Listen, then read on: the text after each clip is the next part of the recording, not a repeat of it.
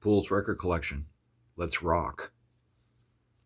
First up, Scorpions, Animal Magnetism. One of my more favorite Scorpions records. Listened to this a lot in the early 80s. One of their better records. Animal Magnetism. I think this has the zoo on it. Oh, let's see. Yeah, this one's the one with the zoo on it. Yeah, seen them many times. Their best times were in the Uli John Roth era, for those that don't know.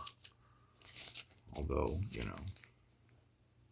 Matthias Jabs had his place and Uli had to go to his place. But Uli, one of the great guitar players of the world, there was a story about Uli that his guitar playing was so terrifying that it would actually scare you.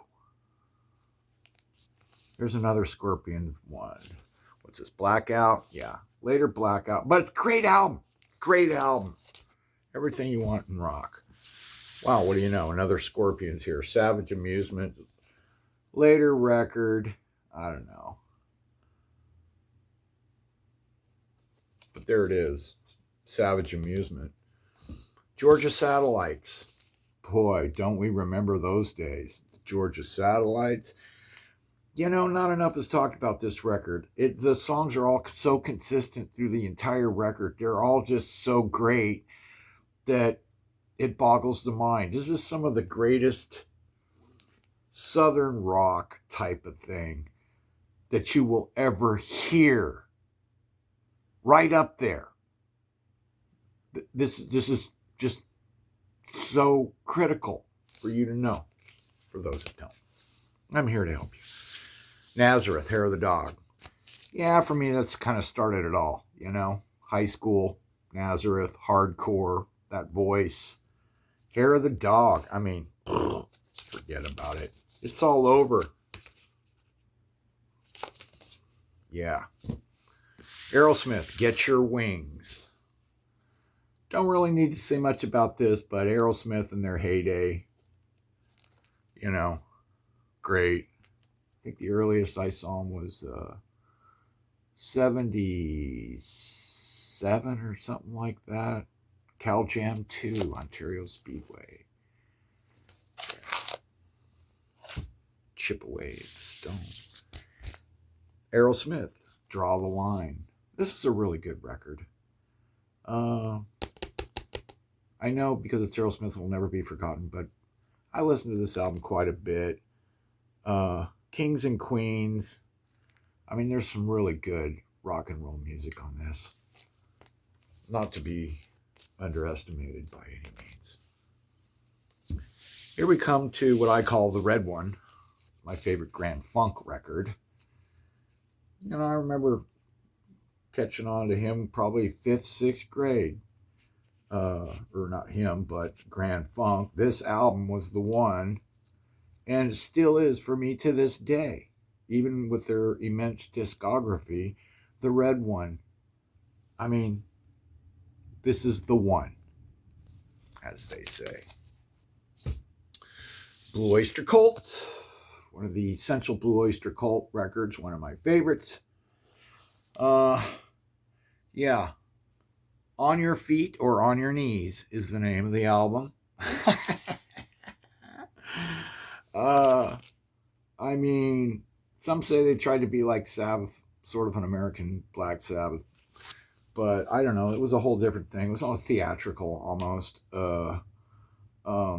But essential listening to for any guy, and we all had it and saw Blue Oyster many times. It's also great. Rat, Out of the Cellar.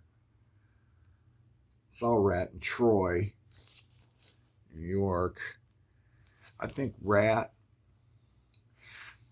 the album Rat Detonator is probably the best rock and roll album the universe has ever seen. I kid you not. You think I'm kidding you? I'm not kidding you. Check it for yourself. Rat Detonator. And all their albums were pretty consistent, pretty good. But When they first started, boy, oh boy. Way Cool Jr. I mean, come on. Here we go back a little bit. Yeah.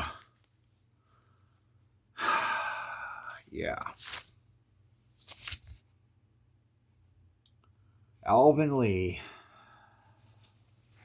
We know about Alvin. He's supposed to be the fastest at the time, one of them. He just played some fast blues and stuff. I think he played at Woodstock. But everybody knows Alvin Lee. 10 Years After was his later big hit, which was a great hit, you know. And overall, I have to say, thinking about this record right now, it's a very strong record from top to bottom, and it has so many great songs in it. And I can't say enough about this record, Alvin Lee. 10 Years After. Rock and roll music to the world. Now let's do one more today. Here's the Buddy Holly story, Coral Records, an original mono. Really nice condition too. You know, the thing about these early Buddy Holly records is, you know, well, first of all, they were all recorded down in some place, Clovis, New Mexico, or something like that. And there was something about just the way things got together when they did it, the production value of it is far and beyond and exceeds most modern recording audio. I mean, it's that noticeable. It's heralded. It's known. And if you think you know Buddy Holly, then you go back and you listen to this record, you will understand what I'm saying. Buddy Holly. This is the Buddy Holly story. Mono. Coral Records. All right, that's it for this one. Hope you had a good time. I know I did. See you next time.